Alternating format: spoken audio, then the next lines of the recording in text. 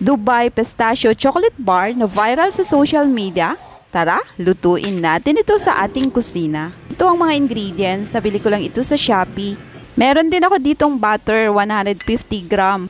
Chocolate, milk chocolate, and cookies and cream. Dried pistachio, optional lang ito. Kapag gusto mo lang merong chunky feeling, sinimulan ko nga ito sa pag-fry ng sinubstitute ko sa katayfi noodles. Pinainit ko na nga itong kawali over low heat. Prepare ko na nga itong noodles na binili ko sa Shopee. Link will be posted kung saan mabibili ang ibang ingredient. Dito sa pan na sobrang init na, naglagay ako ng 150 grams butter. Minelt lang ito at nilagay na rin itong noodles. Halu-haluin lang ito hanggang sa mag-golden brown ang kulay. Ito palang klase ng noodles na hindi talaga siya lumalambot. Hindi talaga nawawala ang crispy kahit lumamig pa ito hanggang sa tumigas ito sa freezer. Once golden brown na, itinabi ko na nga muna ito. I-melt ko muna itong mga chocolate. Binili ko lang ito sa mga grocery store. 118 pesos ang tatlong pack.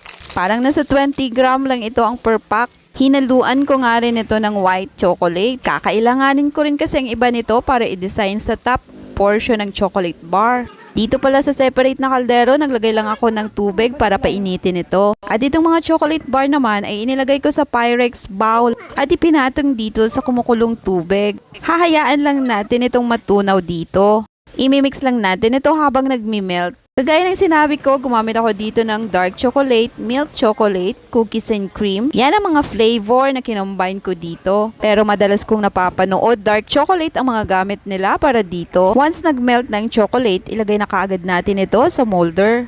Pero teka, gagawa muna pala ako na magiging disenyo nito sa top portion ng ating magiging chocolate bar. Ito nga't minimelt ko na rin at ihahagis ito sa ating molder. Pero bago ko ginawa yun ay naglagay muna ako ng mga dinikdik na pistachio nuts dito sa ating molder. Then, tsaka ko sinunod itong white chocolate para makapag-create ng abstract design. O, diba? Parang painting. Pagkatapos nga ay sinunod ko na itong melted chocolate. Pwede namang manipis lang ang ilagay nyo dito. Pwede namang nipisan nyo lang pagkalagay ng melted chocolate dito dahil mabubuo din naman ito once na nailagay na sa freezer. Tapos ko na nga itong malagyan lahat at inilagay ko nga muna ito sa ref para patigasin muna ito.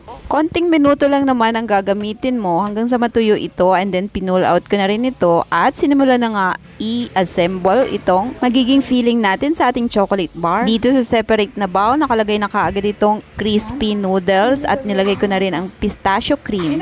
Pagkatapos ma-mix ay ilalagay na natin dito sa ating molder kung saan natuyo na itong ating melted chocolate. Pupunuin lang natin ang mixture itong molder ng ating chocolate bar. No worries kung nagmo-moist at malambot itong filling. Titigas din naman yan once na mailagay sa freezer. Next, kinover ko na nga ito ng melted chocolate ulit. Pupunuin na natin ito ng todo ng melted chocolate ang upper part para na rin makover itong filling. Mas maganda kung mas manipis lang itong melted chocolate na inalalagay natin dito sa taas bilang cover. Para once na kinagat mo ito, mas ma-feel mo ang crispiest ng filling neto sa loob. Pagkatapos nga nito ay nilagay na namin sa freezer. At nung nabuo na ay nilipat namin dito sa foil. At ready na itong kagatin. Grabe, ang sarap pala talaga nitong Dubai Pistachio Chocolate Bar na viral sa social media. Pero hindi mo na kailangang pumunta ng Dubai para matikman ito.